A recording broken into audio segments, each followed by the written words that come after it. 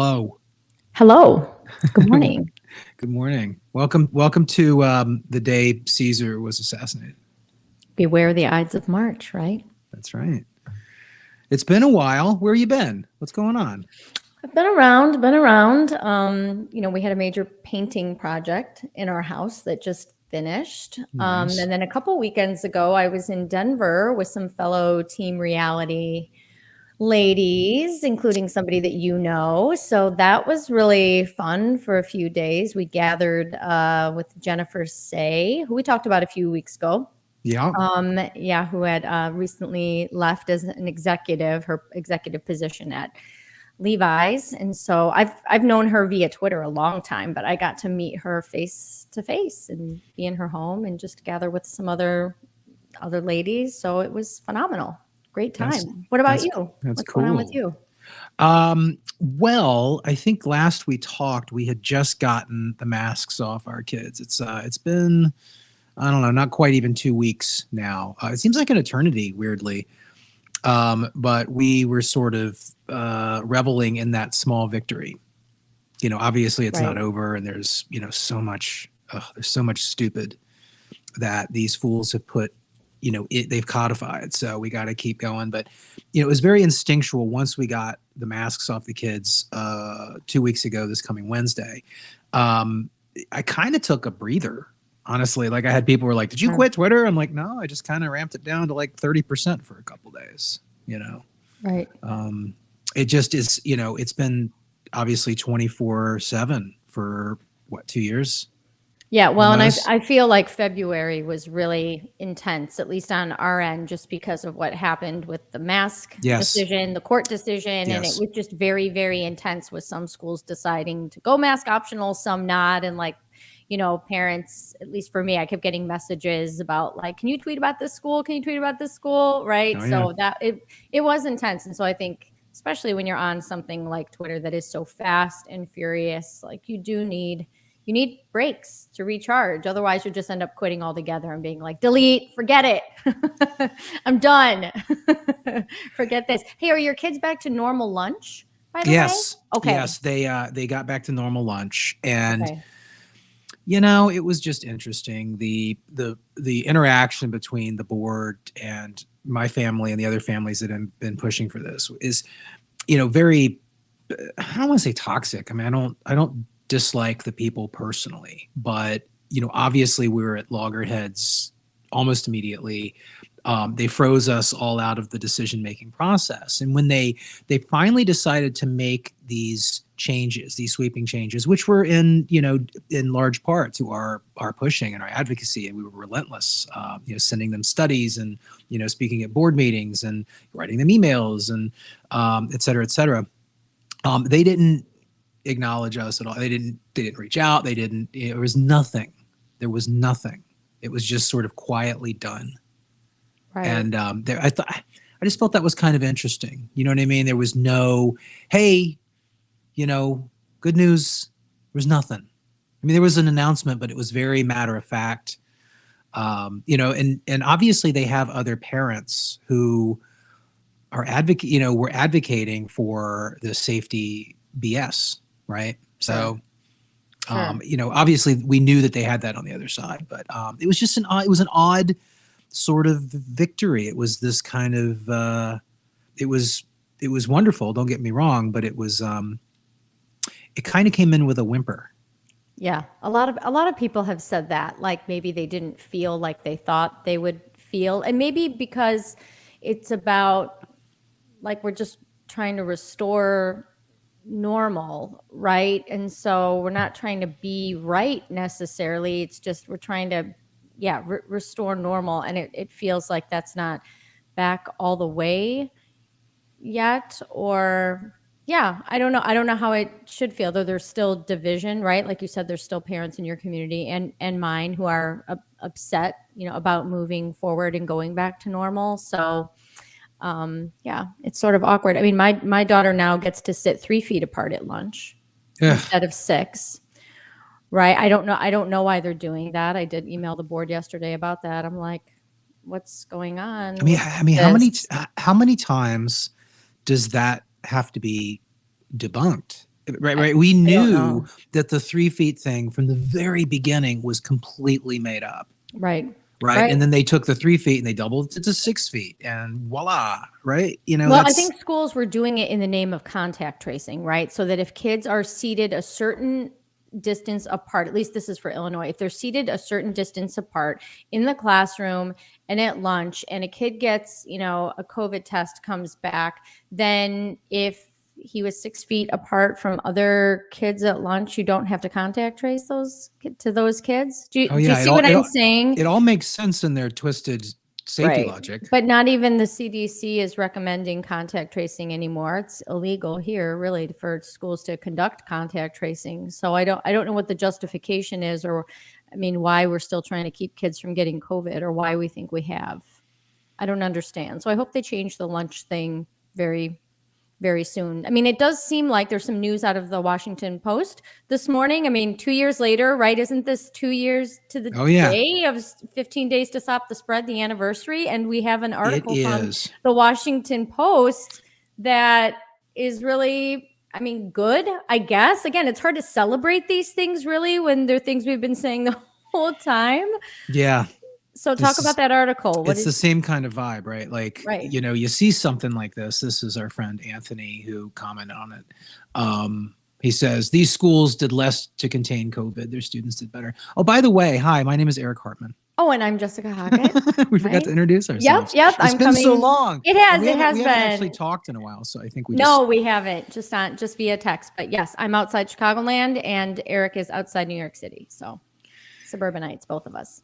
Anyway, back to the Post. Yeah. So, there's going to be, I think that we always predicted this, right? There's going to be a lot of these types of articles coming out. And this is the Washington Post article, and it's an opinion piece, and it came out yesterday. And it's funny because, I know I don't read the Washington Post that much. I very rarely, honestly. I read the New York Times a little bit more than that, but you may do the same thing. But I wait a little bit for these things to trickle through the people that read these publications religiously.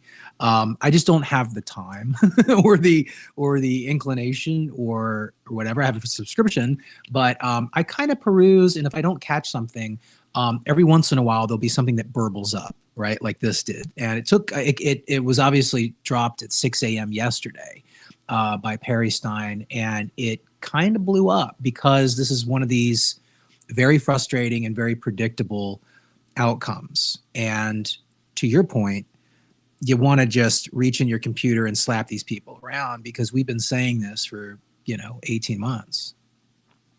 Right. And even the headline is so interesting. These schools did less to contain COVID. I mean, and yes, some schools did more in that effort, but the effort is in vain, right? Like we had tens of millions of children survive COVID, be infected with COVID. So I just feel like the whole thing was a fool's errand. And yeah, 2 years later, here we are finally ready to admit that. Yeah. Again, to our point earlier, maybe that's why a victory doesn't really feel like a victory. Well, but what you said before is important. We're returning to normal. I mean, it's like, coming home after a vacation. You're like, it's not, it's Sure. comfortable, right? It's nice to do it, but you don't throw a celebration, Right. Exactly. So what are the main points in this op-ed? It's exactly what you think it would be. And it outlines that, the largest school systems in, deep blue Democrat areas, embraced all of this stuff, the remote, then the hybrid, then the masks, and the contact tracing, and all the things we were talking about.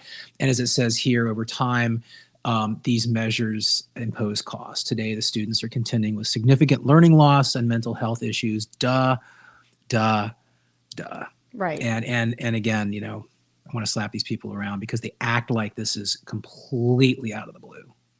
Well, Chicago Public Schools finally went mask optional on Monday, so they spent many weeks breaking the law after a court decision reminded everybody that there'll be repercussions for that, I'm sure. Oh, right? sure. Oh, yeah, for sure. Yeah. But they want. I saw a post from CTU yesterday where they want teachers to post their mask choice, or they didn't use that word, but that term, but they want people to, post pictures of themselves and whether they are deciding to mask and why they're deciding to mask, who they're masking for. So it's classic CTU. Like, we're going to virtue signal about virtue signaling and make this a thing. It's like right? a whole Russian doll scenario. Yeah, right. Exactly. We're like, okay, what is your decision? And tell everybody why you're doing what you're doing. It reminds me of the announcement of the pronouns, right? Where we have to or these identity badges, right? That everybody has to wear, and you have to explain and justify why you're doing this. So they're, CTU, New York. I mean, some of these big blue centers, they're going to have a hard time like giving up these things that were so important to them and that were so important to their identities. But I think they're waving a small white flag. They wouldn't admit that, but that's what they're doing. They're going to try and get out of this without admitting any wrongdoing, sure, or any repercussions. And what you said before just now is right on, because third paragraph, they go straight into the foil of these districts, right?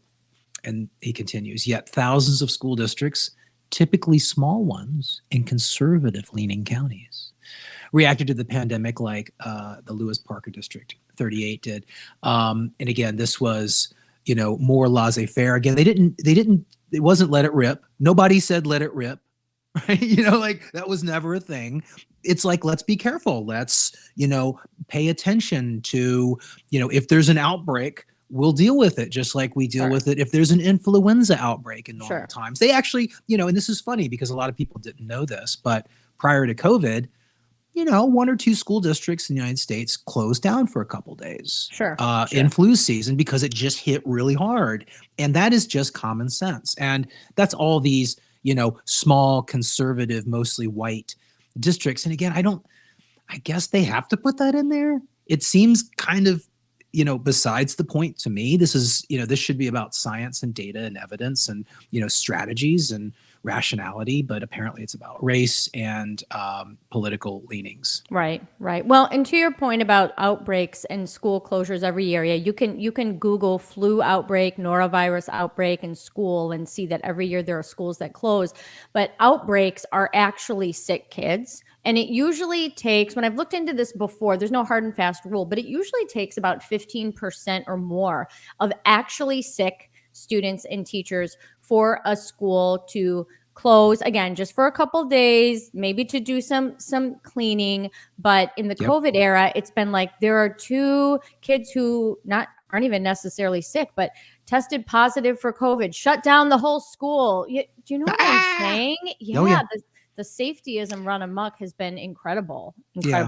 Well, and everything is connected, right? And I think that all comes back to the myth of asymptomatic super spread and the myth that kids are silent super spreaders, right? Sure. So those two things, because this is a novel virus and the assumption by these idiots was that it was going to behave unlike anything that's ever come across our plates before, right? Like, why would we assume that? But they did.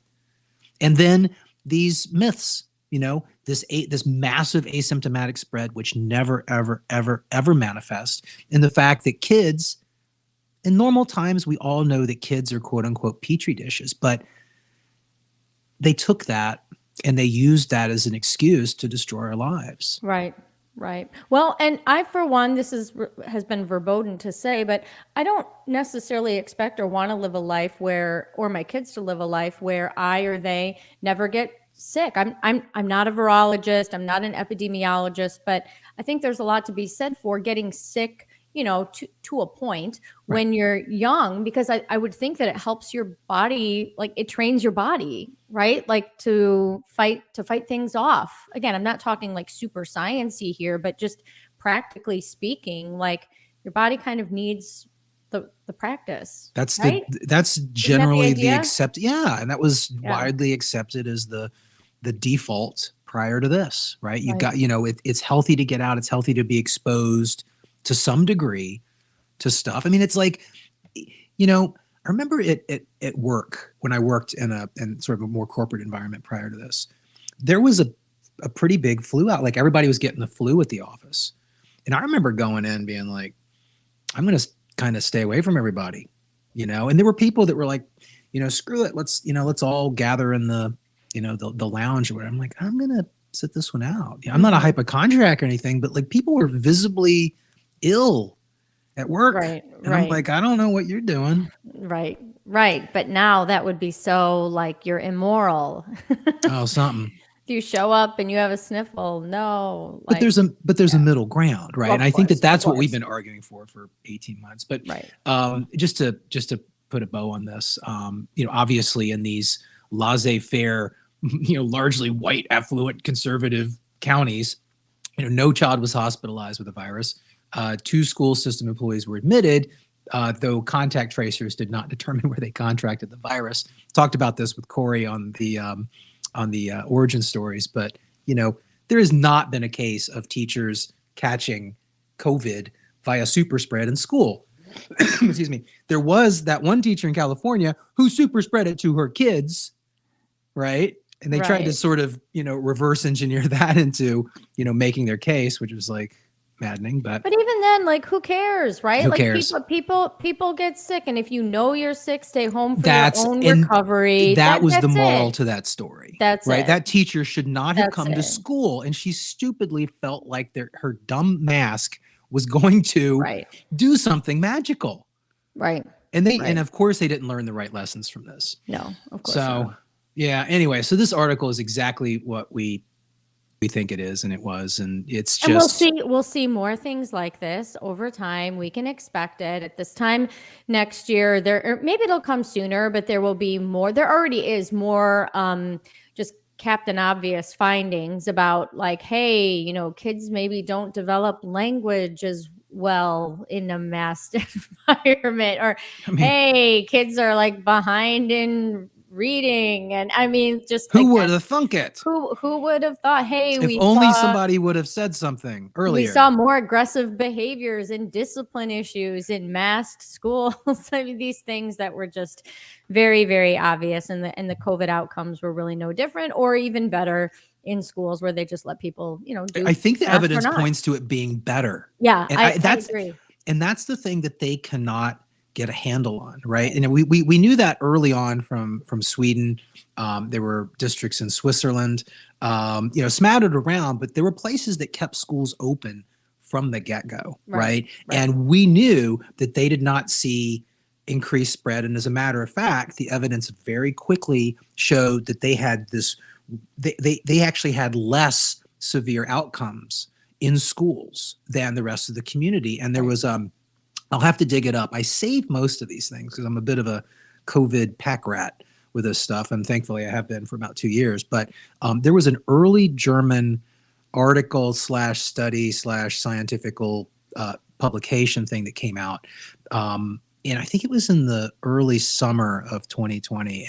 And the theory that they posited was that kids act as a brake on society in terms of viral illness, because kids have a weird innate immunity that seems to wane as you get older, right? They're more robust in certain ways with their natural immunity than we are. And then older people, adults, have a lifetime of built up learned immunity. So there's pluses and minuses, to each. And the kids with coronavirus, again, that was their theory, that kids somehow caught the virus.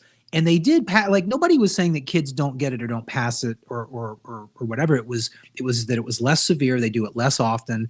And these Germans seem to think that was maybe nature's way of using these kids. And nobody was saying, purposely infect kids and send them out. Like, nobody was saying that. But thankfully, right, there were no increased cases. There was no increased spread. And the evidence pointed to schools being the safer places in the communities, and we didn't use that information. They refused to even acknowledge it. Well, the idea effectively is that they are part of they're a healthy shield. I think it's Martin Kulderoff, maybe Jay Bhattacharya, one or both of them thinks that, or has posited that in March 2020, or when you think about the lockdowns, that we did the worst possible thing, like that the virus was already circulating among the more and less healthy, right? With the healthier maybe acting as I a was here even almost earlier like than a that. break wall. Well, Right. you know what I think about that. That's another topic I for think that another that's just, it is time. what it is. But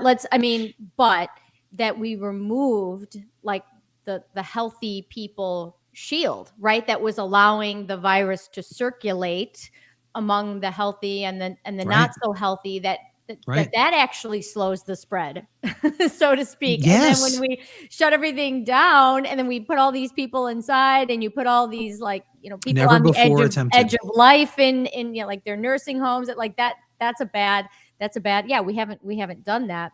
And so I think that's a pretty good, again, I don't know the virology ins and outs of all of that, but practically speaking, that seems like a reasonable hypothesis. And I think I've told you before that when the pandemic first hit, or the pandemic response first hit, that the first thing I did was to read about past pandemics and epidemics. And I read about 4 or 5 books on different eras, different times in history. And the pattern, or the takeaway, really one takeaway from all of those, is that we always do it wrong.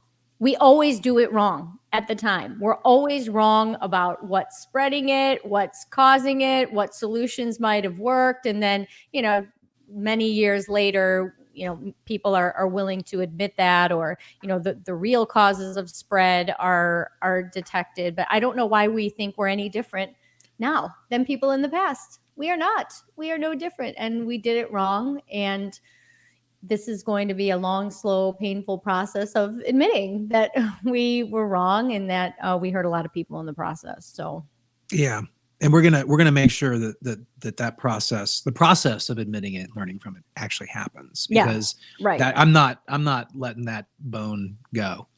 Right, or letting people rewrite history. Right, we're not gonna happen.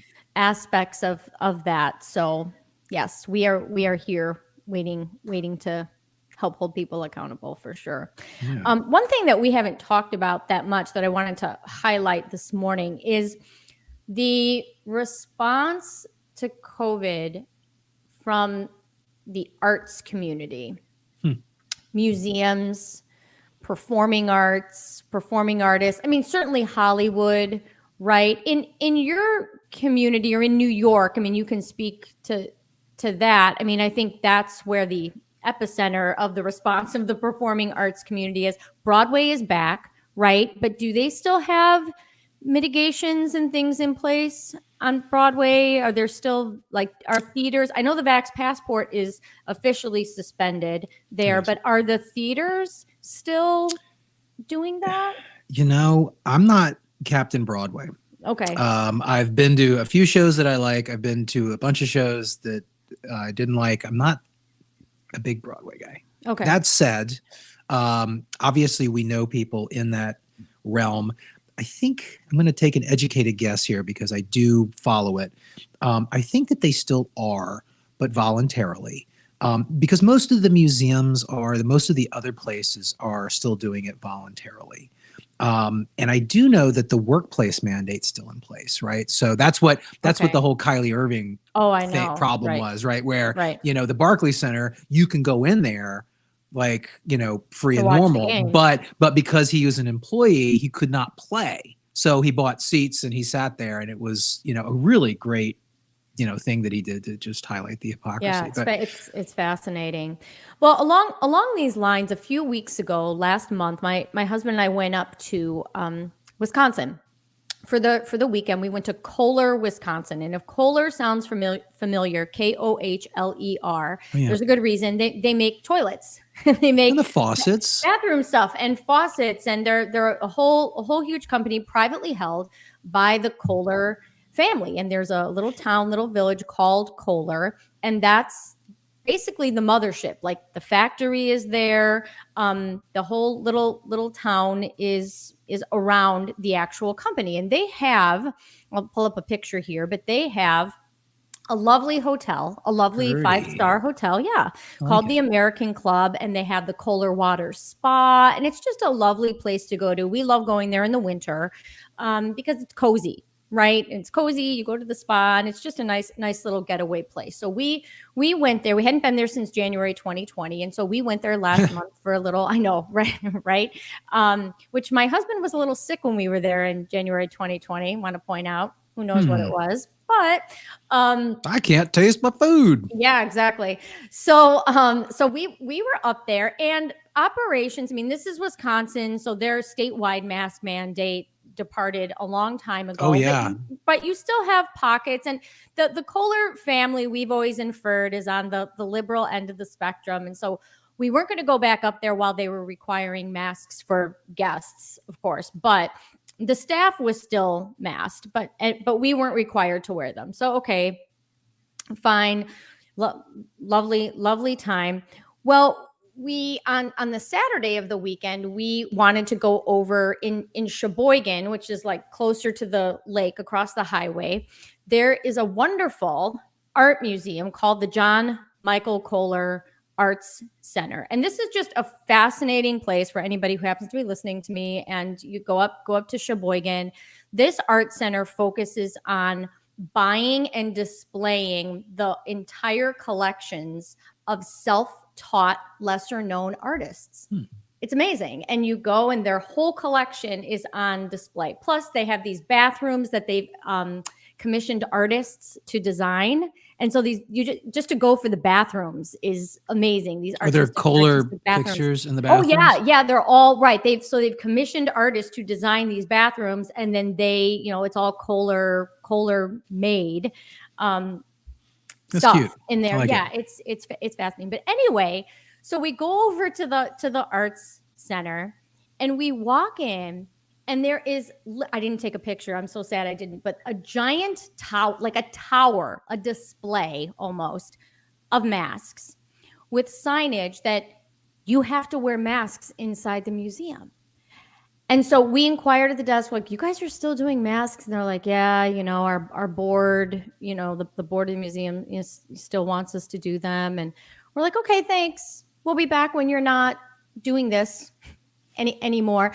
But it was fascinating to us that the same family, and I know there's different branches of families like these, sure, right? But it was fascinating that over at the hotel and in the spa, for heaven's sakes, where you're in very close contact with the people who are giving you the services, right?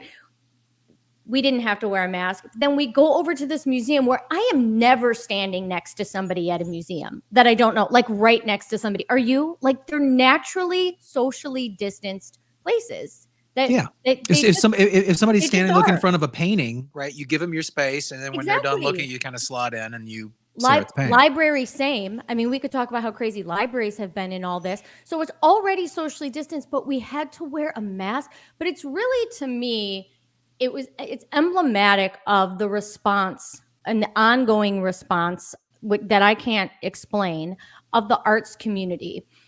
In Chicago, the Lyric Opera, and I'm pulling up a picture here from their Instagram account, the Lyric Opera has been nuts, like from the very beginning. And this picture is just from a few weeks ago. Look, here's these performers on stage, rehearsal, okay? There's crew in the background. They're all masked. They're all vaccinated and boosted. You know they are. So why? I mean, look, here's another picture of a performer. She's alone on the stairs. Like, what is she doing? Studying her lines? I don't know. But she's sitting there in a mask, and I don't understand why they're promoting this. Do you? What is the explanation? It's something that's plagued the arts for as long as I've been alive, and a lot longer. And I can't figure it out, honestly, because the arts in general are socialist. I mean, they tend towards progressivism and socialism and sort of collectivism ideologies. Sure. The best I can figure it out, I've thought a lot about this, is that a lot of these people, and I know a lot of artists, obviously I'm connected into that community because I work in advertising. So I'm kind of like one foot in art and one foot in business, which I kind of like. But I know a lot of artists, have a lot of artist friends, and they just from the very get-go, embraced the theater of Sure. COVID. Sure.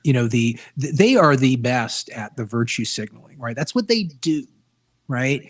And Right. a lot of them are atheists, and there's nothing wrong with that because I'm an atheist, but they fill their lives with this sort of fake meaning of this secular religion almost, Right. where it's this control, it's this theater. They put a lot more importance on the theater than actually exist. Obviously, the arts and theater are very important to the culture. We've seen how incredibly damaging the arts and theater and entertainment have been for the last 2 years, because they've really helped drive a lot of this insanity, a lot of these misperceptions. They've actually driven a lot of the negative emotions, like the cancellations and the bullying, right? But it is no surprise that the arts community are the last holdouts here, because they have jumped in, head first, feet first, in it to win it. They are all over this stuff, and they just took it like it was their calling Sure. to puff this up, to sort of reframe it, project it back out, and again, they think that it's helping, right? They Right. feel like that they're helping, and it comes from this collectivist, communal approach to life. And I think that this, back to my original point, I think that most artists, they think, some of them would be okay with this, but they think that they would be just dandy if they could get a monthly stipend from the government or somebody to just do their stuff. Sure. Right? They just want to do their art, and they don't want to be bothered. And most of them resent the fact that in order to do their art these days, they have to engage in the free market. They have to be capitalists. Some of them are really good at it, and are okay with it. Some of them are really good at that and also not okay with it, which is kind of weird. But I think most of them have these socialistic tendencies, and that's why none of this is surprising to me. Yeah, I think that's a huge piece of it, that the politics, all of this COVIDianism jives with a lot of their worldview. I think that's a huge part of it. I think another aspect of it is just related to money. Now, we know that the arts, where museums and performing arts centers, theaters were shut down, like a lot of other places, as were restaurants, schools, et cetera.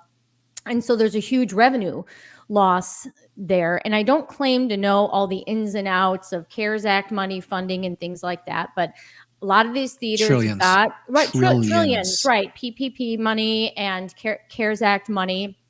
And so when you take a lot of money from the government, maybe you feel beholden to do whatever the government is asking you or implying that you should do, whether we're talking about federal government or local government or state government. But just as important, I think, is your donors, right? What do your biggest donors want? And at least in Chicago, and I haven't gone through like all the Pritzker family arms and wings and looked at all their foundations, but the Pritzker family and Governor Pritzker of Illinois, J.B. Pritzker, he's part of that family.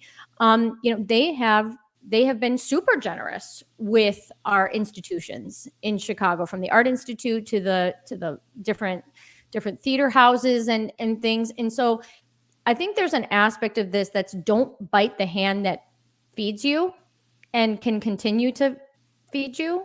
Do you know what I'm saying? Because like, if you don't have to maybe worry, especially if you're a bigger theater or more well-known, I'm not talking as much about the lesser ones, but if your donors are sustaining you, and a lot of these donors had a great couple years, with the market, maybe not so much lately, but they had a great couple years. And so if your donors keep donating to you and you can just sort of get by not filling your entire theater and socially distancing everyone, why wouldn't you continue to go along? Do you see what I'm saying? Of course.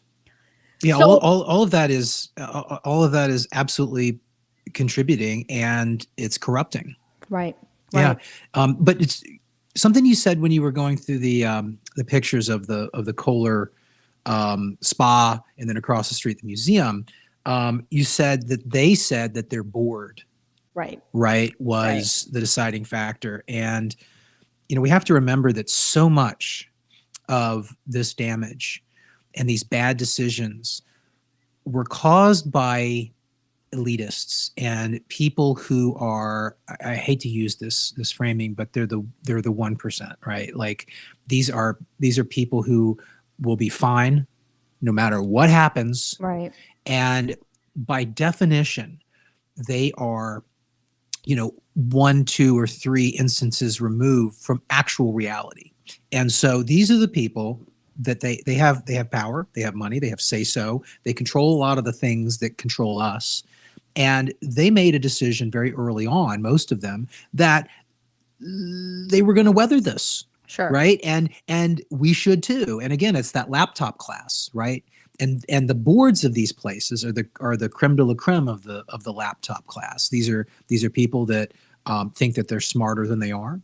They wrongly assume that other people can just handle it if they can handle it.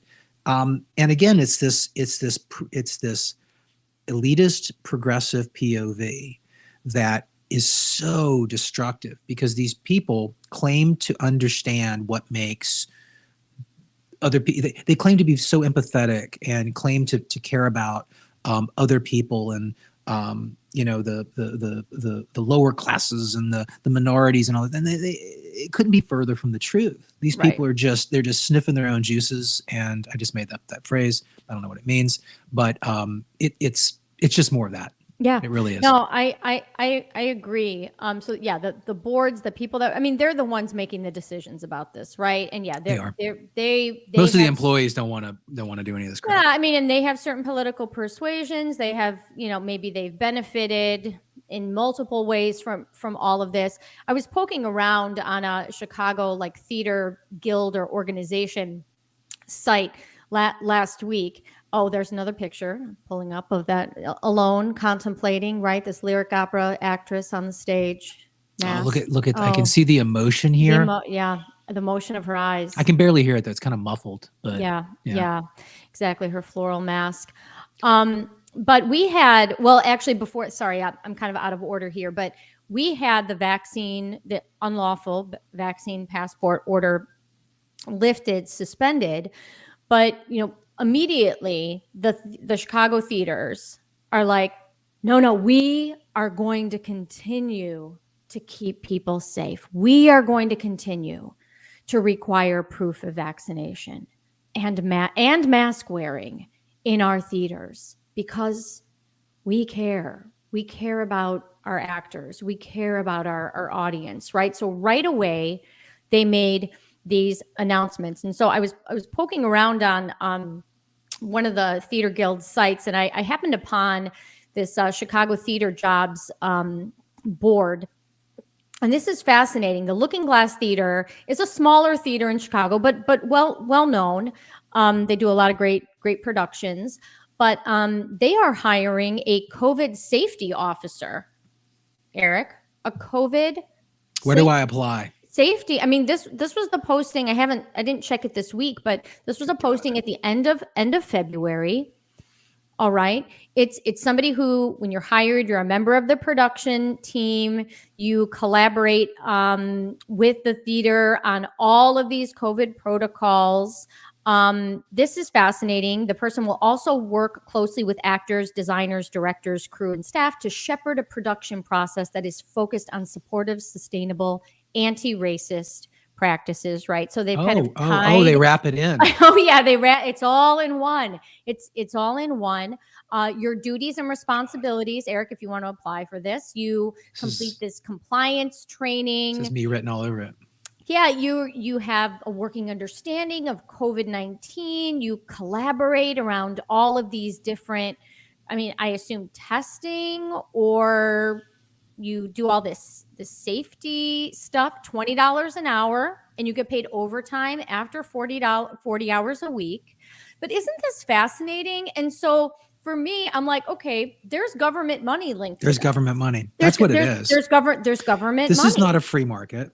No, no, No. no, of course not. And so to pay this person or to receive, I wonder about this, and I haven't delved into it deeply, but to what extent do these theaters, to avail themselves of funding at this point and in the past, do they have to obey the government's recommendations? I don't, there has, and people have posited the same thing about ESSER funds with Sure. schools and school boards. Like Yep. the connections here between the funding and the compliance with the COVID narrative and protocols, like I don't think it's a conspiracy theory to say that there is a connection and that we Of really course there need is. to stop. We need to cut off the hose. Like, It's not a please conspiracy theory. Please They stop admit the it. money. Please stop the money. Like the pandemic's over when the funding of the pandemic stops. But isn't this fascinating? I'm It fascinated is. by It is. And it doesn't have to just be government money, although obviously there are trillions and trillions. And, who knows where, honestly, most of those trillions have gone. It's maddening. But, they, first of all, they can get away with it because of the large S of the taxpayers, right? Right. And these kinds of jobs, we've talked about this before. I talk about big COVID, the COVID industrial complex. This stuff is not going to go away anytime soon unless we kill it with fire. Right. And, so I work in commercials, right? A medium-sized national commercial shoot, let's just say it's $500,000, and this is before times, right? $500,000 gets you all the travel, all the talent, music, your director. It's probably like a 3-day shoot. It's pretty expensive to get a whole crew for 3 days, but you very quickly get up to $500,000, right? If you're a big brand, a Coke, a Toyota or whatever, that's actually on the lower side, honestly. And again, this was prior to COVID. Now, there is an additional $150,000 line item that goes into every single commercial shoot, and that is COVID safety. Wow. These professional Karens that come on the set and make sure of all the stuff that you wrote there. I'm not sure about the racism police. Anti-racism. I'm not sure if that's been baked in yet. Maybe they probably even have other compliance officers for that. But these are people that are required. Again, this is a union function, right? This isn't. I don't know the exact details. They're in California. I know that they threw some money at the industry to keep them afloat, right? There was a famous story about Tom Cruise going crazy on everybody because he caught some crew member not wearing his mask correctly. My first reaction was like, screw you, Tom Cruise. But it was interesting because he gave a statement about it. And he was like, look, we need to work. We need this. We need our industry to stay on. And if it requires people to not take their mask down below their nose, we're going to make that happen. So it was interesting because I kind of understood his point, right? Because, there's a lot of people starving out there because at the beginning of the pandemic, especially, people couldn't work, right? And, if you need people to wear masks in order to work, then, that's yet another confounder. That's another, influence on the way things work that is artificial. Right. Right. And, these things they're insidious. They're cancerous. No, they need to stop. I mean, so I haven't checked in with these theaters to see kind of if their policies are evolving in the next couple of weeks. I mean, our family has been going to high school theater productions because they no longer require masks and they never required any kind of vax passport or testing or anything like that. So we're like, okay, because we loved theater. We loved theater. Especially when we lived closer to the city. It was just one of the things that brought our family joy to go see different productions and go downtown. And so, yeah, it was horrible to have that hobby, and it is a hobby, but us paying for tickets, like that sustains people's jobs, right? Or I thought it did. Maybe it doesn't matter. Maybe these theaters really are okay with having half empty venues. I don't know. They are getting, supported to some degree. Right. I have a lot of friends that work in live music, bands, supporting bands, Mm. and immediately, this was actually one of the reasons I came out very quickly against the lockdowns, because I had friends in live music. They were like, we can't work. And it was like, well, are you, they got unemployment, right? But it's not just the bands, right? It's not just the actors. It's the stagehands. It's the greeters. It's the people that, if you go into stadiums and things, it's the people that make the cups. It's the people that sell the hot dogs. Sure. Right. There's Right. so many tales and so many connections that were just blown up and taken offline by these elite idiots that just felt like that their solution was the only solution, and the only way it could possibly have a chance of working is if they forced everybody to go along with their dumb ideas. Yeah. Yeah. I mean, so I hope I hope the arts community comes back. I hope that they can restore normal and move beyond this panic, because it really is a loss, I think, to society and communities and individuals when the Absolutely. arts are cut off, or or you're not going to let anybody, over 5 into your museum unless they're vaccinated, right? Like there's a real loss that takes place there, of experiences that you can't get back, right? Yeah, So agree. It's so important. I hope they redeem themselves soon. I think that there may be the bright side. There may be an opportunity for other types of not types of entertainment, but other perspectives, or at least sort of non-political perspectives Sure. to sort of flourish. Because again, you do have, in Hollywood, there are a fair amount of people who are on team reality, and they just can't come out, or they don't feel like they can come out. And it just the system, the way it's set up is not a natural system. It's not a free market. It is sort of half regulatory capture. The Yeah. union is so powerful, and it just really artificially dictates a lot of these things. Yeah. Yeah. Hopefully I we can agree. use this as an excuse to move past this, because I think we're seeing, like, I hate to call them conservative entertainment outlets, but they are, right? Gina Carano went over to the Daily Wire. You also see a lot of self-start comedians and actors and things coming up on social media, literally just producing their own content, doing what they do. I love that sort of stuff. Yeah, yeah, for sure. I mean, this is sort of a tangent, but when you said Gina Carano, or when you talked about conservative outlets, I mean, has any news outlet, so to speak, flourished more than the Babylon Bee has during the pandemic? I mean, talk about an outlet. I mean, it's parody, Yeah. right? But talk about an outlet that has just nailed it consistently, and they have a more conservative viewpoint on obviously, but they've done really well. So, like, yeah, if these theaters or these artists or these arenas of entertainment, want to go crazy and keep going crazy, I mean, maybe something else will fill the void, right? Like that's kind of how humans work. So I think Yes. they're shooting themselves in the If foot. there's an opportunity for a void to exist, and Yeah, they'll find a way. yeah, Or yeah, art will find a way. Agreed. yeah, exactly. What else you got today?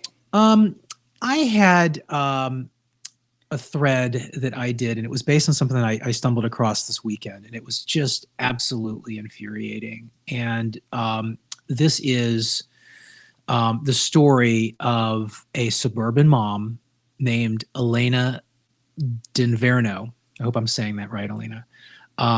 And in December of 2020, this is early, right? Like, it's last 2 years have been a blur, but December 2020 was fairly early. She was fired from her job. She was the marketing director of a hard cider company outside of Detroit, Michigan. And essentially what happened is Elena did not like schools being closed. She was early teen reality, and she did what normal people do. She went on Facebook and she went on other social media and advocated for open schools. And I was doing this in early Criminal. Yeah, it was terrorist. Tough. Yeah, but it was uncomfortable to be doing this at that point. For sure. But that is absolutely her right to do it. And what is insane? I mean, again, it was uncomfortable. It was, instant pariah status. Got kicked off of our local parent Facebook page. I mean, again, not even posting anything, bad, or just literally questioning or trying to have a conversation, or sharing, this Iceland study or whatever. Comment deleted, or kicked off of the group. No, it went a step further with her. Her school board colluded and got her fired from her job. They called her, That's nuts, her employer directly. And so this is just absolutely, outrageous.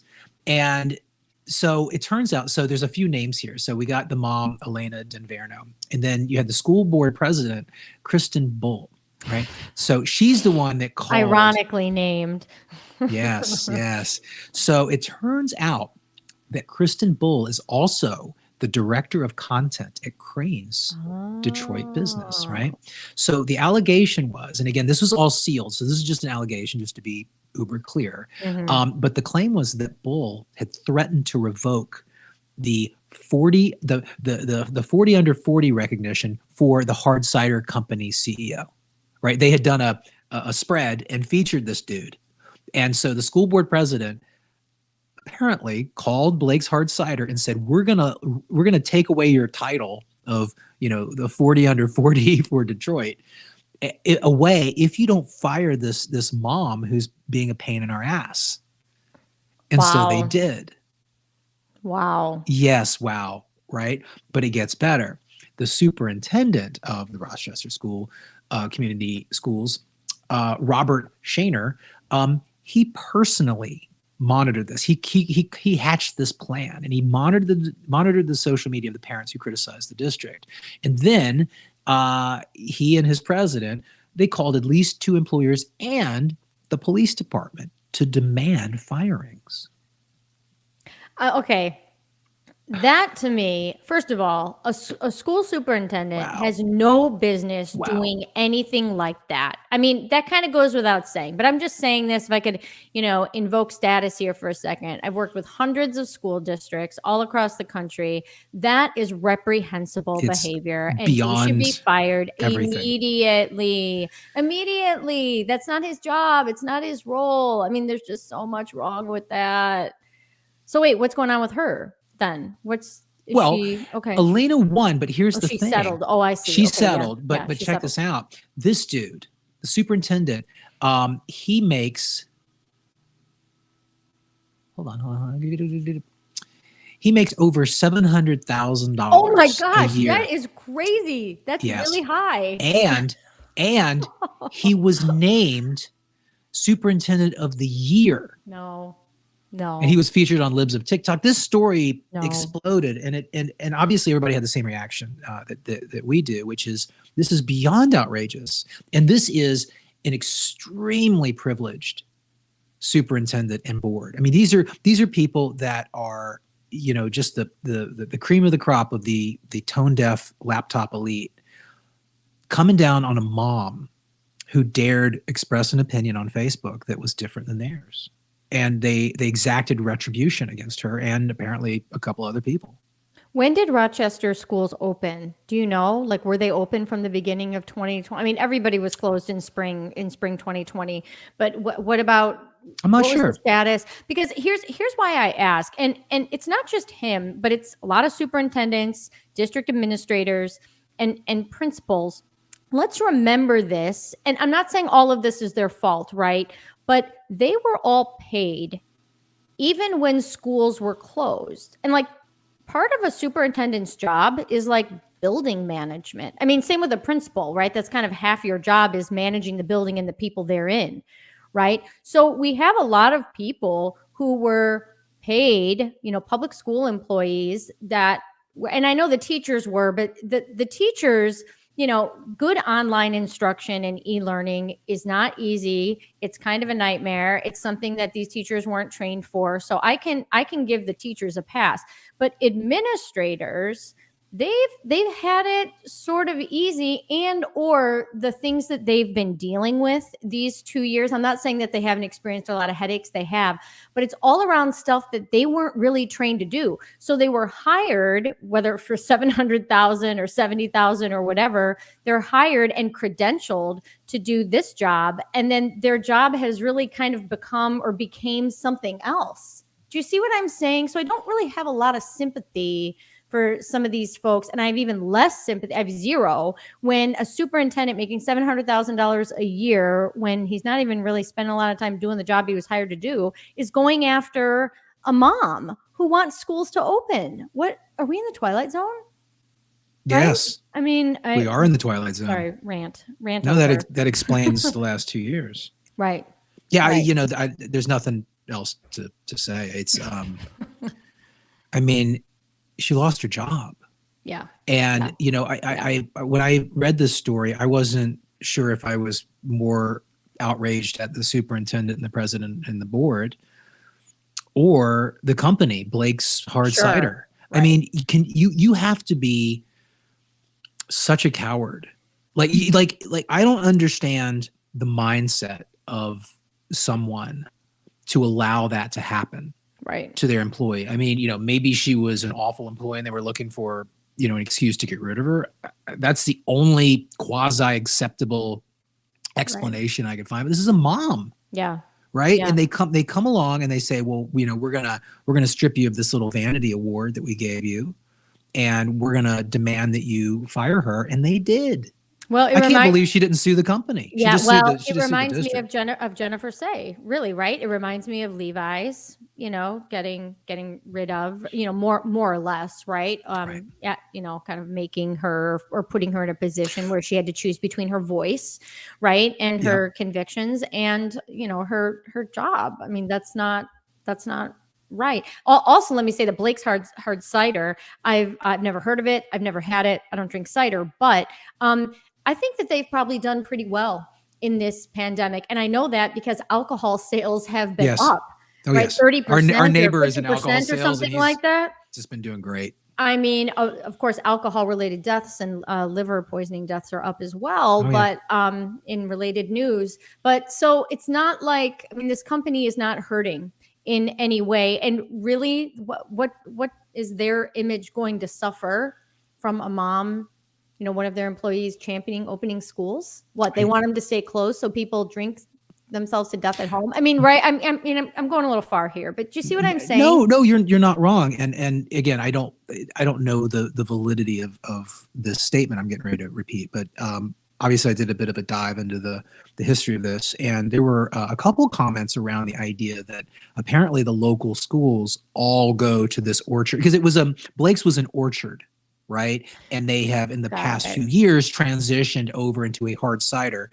And one of the questions was, did they threaten to stop booking these kid trips? Right. Was that another piece of it? Again, you don't know, but there's leverage. And it's interesting because the Jennifer Say thing, I don't know if it's more outrageous or less or equal, but Levi's responded to Twitter outrage by people with like 12 followers. Yeah. Yeah. And to me, that just boggles. It wasn't a coordinated campaign. It was just some annoying Peckerwoods out there. Right. Yeah. This is different because these were people with authority who abused their authority. And, there was I don't know if Blake's would have done the same thing if the little Peckerwoods from Twitter had, tried to cancel this mom. I would. Maybe not. I don't know. But this is the school board. These are elected officials. Yeah.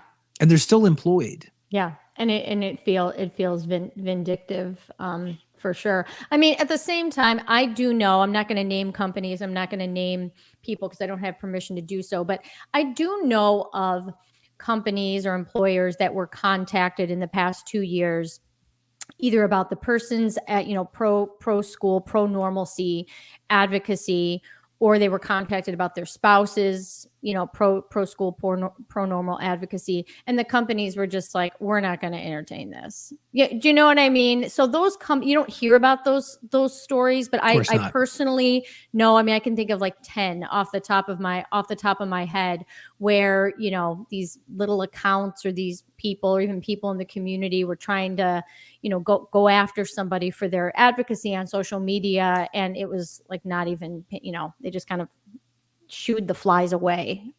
So that's good. That's the correct answer. It is. And maybe it's more the norm. We just hear about the opposite. That is true. In these higher profile cases. But I know that companies around the country have done the right thing, or what I would see as the right thing in that predicament, so to speak. So yeah. Wow.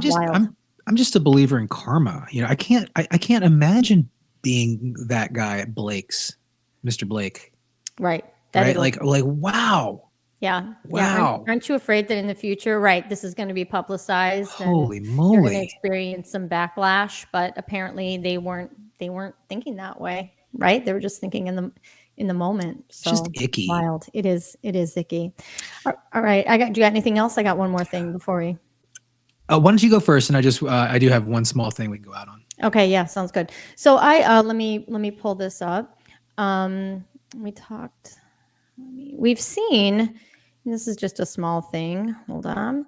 We've seen in the past few days, it's like with some of these things, a memo goes out, right? Like it goes out to the media, or it goes out to a certain political party, and you're just like, seriously, do you think we all can't see this? Your narrative is showing.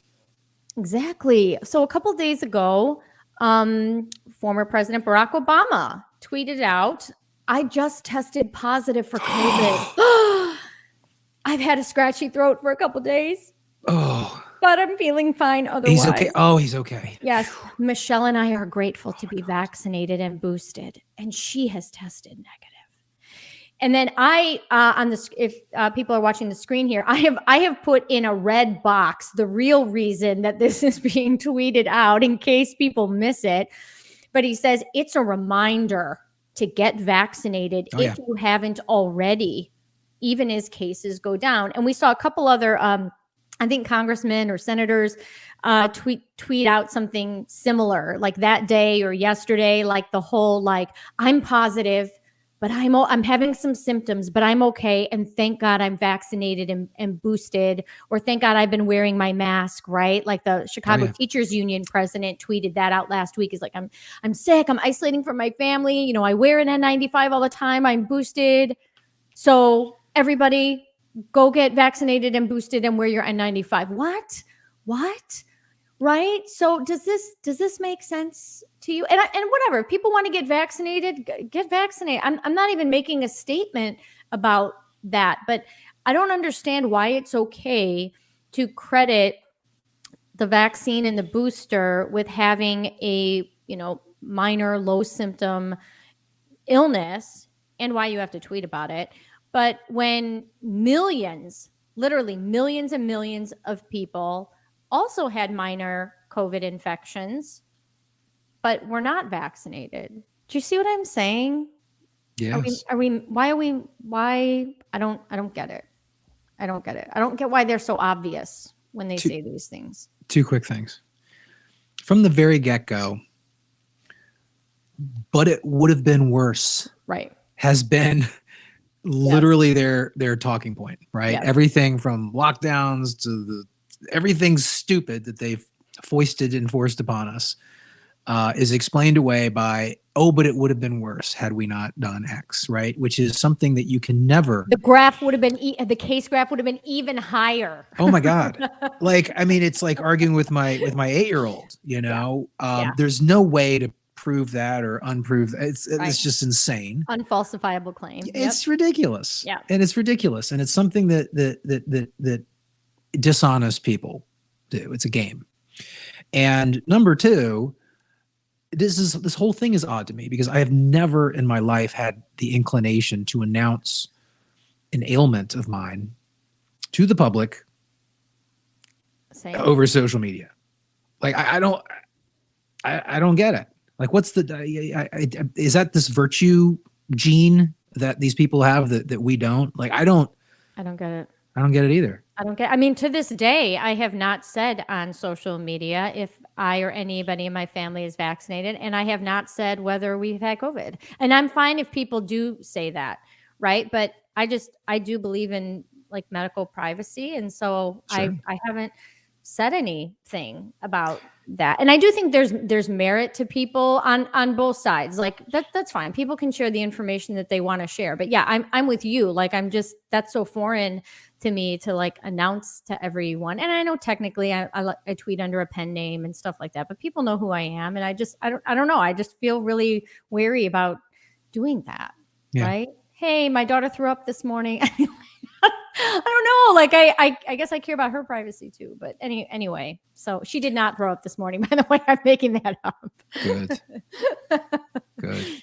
She's fine. She went to school. But yeah, I mean, but your overall point, it's like, yeah, it's obviously coordinated, and they all say essentially the same thing, which is, it's a mild course because I am jabbed to the hilt. Right.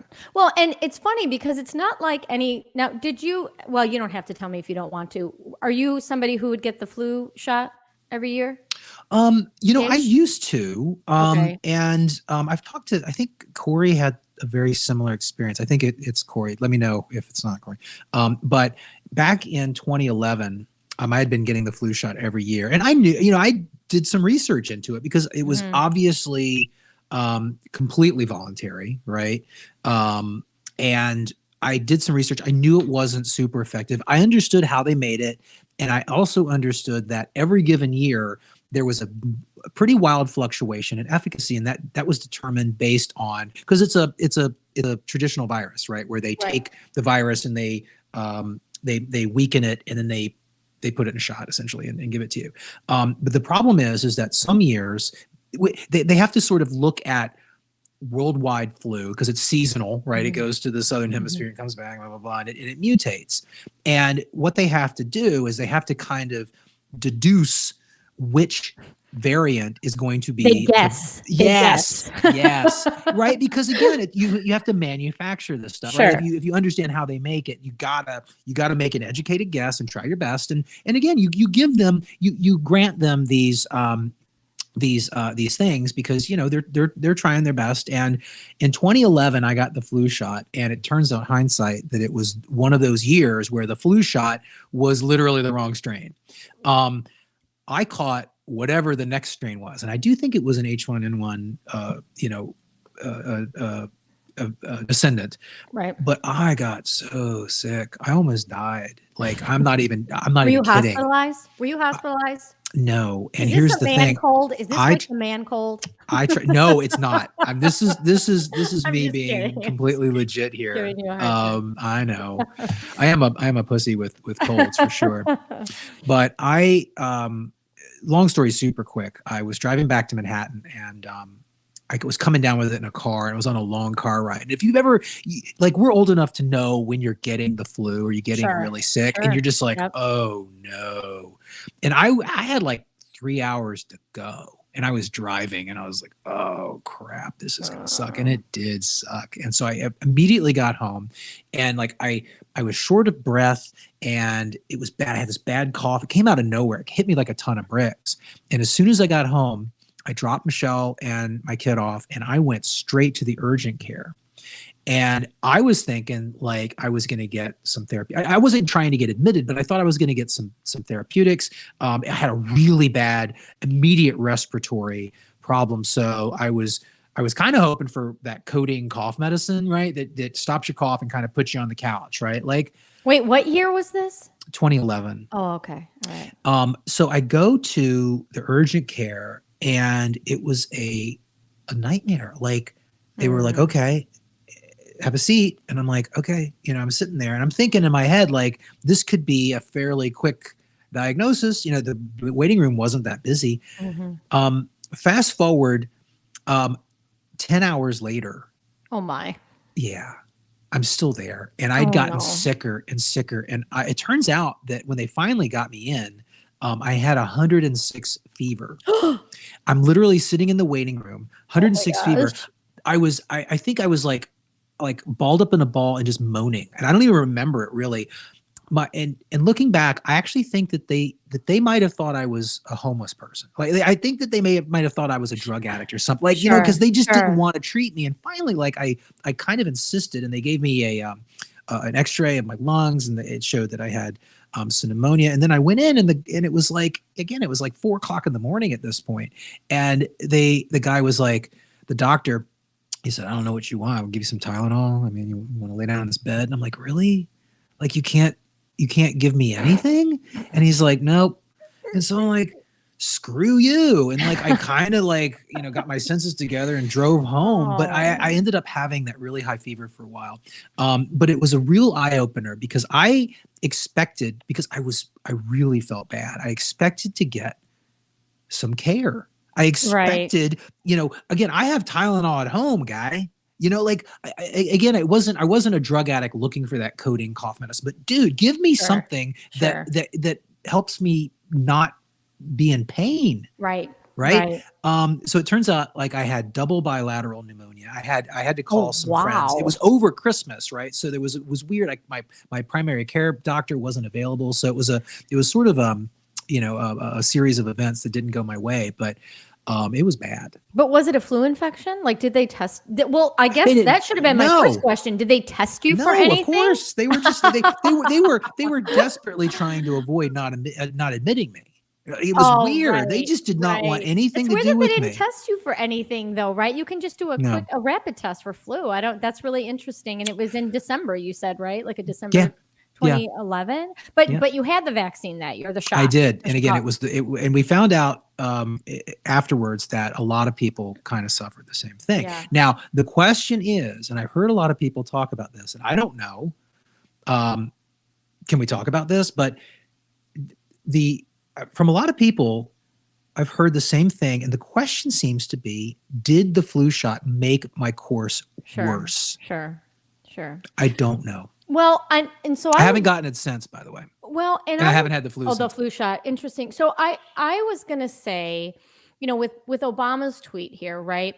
I don't think I've ever heard anybody say. I mean, it's because people really don't get tested for flu. I mean, some people do, obviously, because we have flu surveillance and we have data on that, right? Right. But you would get tested for flu when you're actually sick, right? When you actually have symptoms. So that makes it different from the COVID mania.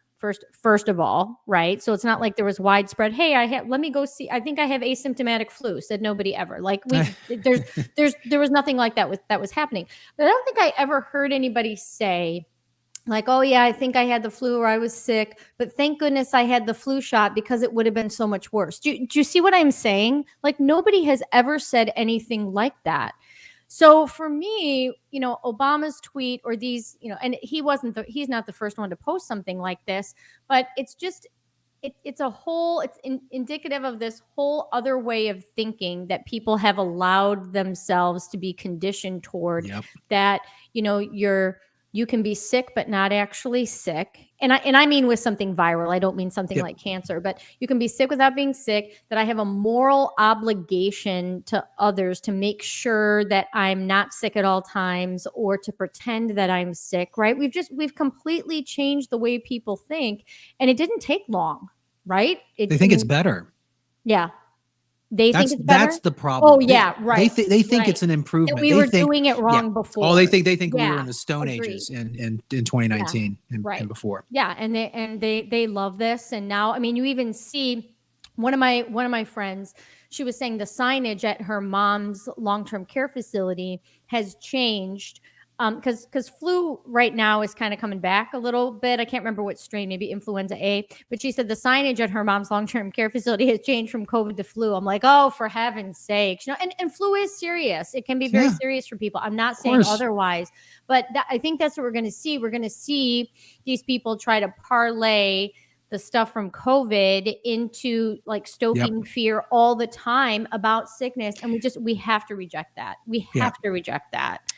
It's psychologically distorted, and it's not good for our society to be consumed at all times with illness. right? I mean, Agree. we just saw what that experiment did, right? Yeah, When the hypochondriacs are running the world, like they're taking out the wrong lessons from all Yeah. this for sure. And again, Yeah. it comes back to what we have to try and keep from happening. We have to Right. try and direct the ship into the right harbor. Yeah, agreed. I guess. Agreed. You got one more thing to close us out? I do. I just wanted to I think it was received well. Our first origin story interview dropped a couple days ago with Corey, show me the Dana. Mhm. And I was very proud of my Your intro, my editing. you spent so much time on it. I had such a good time doing it. So I wanted to play it. Please, and it'll please. continue to get better. But without further ado, Okay. here's the intro right, to the origin stories. Okay. The tease.